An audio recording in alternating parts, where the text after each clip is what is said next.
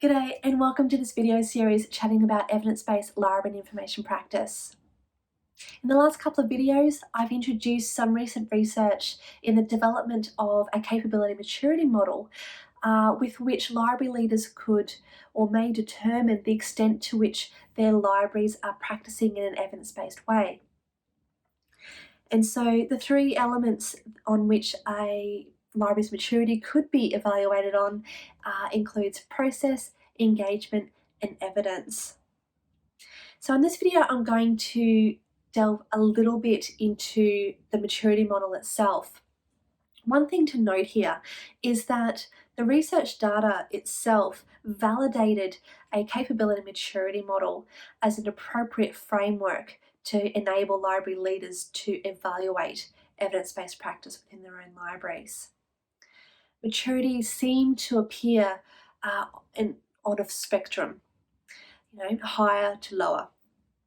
And so it proposes 5 tiers, 1 through to 5. We don't have a tier 0 because in some way or form, libraries tend to gather data. I know here in Australia, various statistics are gathered by university libraries and submitted to the Council of Australian University Libraries. So as a bare minimum, that happens. So first tier, we have ad hoc or sporadic. The second one is justifying. The third, emerging, where evidence-based practice is starting to become a bit more routine, specifically with project work. Then we have tier 4, experimenting, and then 5 is transforming. So a few examples of maturity levels across the dimensions. Process. This goes from collecting local stuff without really knowing why and no analysis that's conducted on that data, through to that evidence-based practice can enable the library to have influence and can cultivate different or better relationships with stakeholders.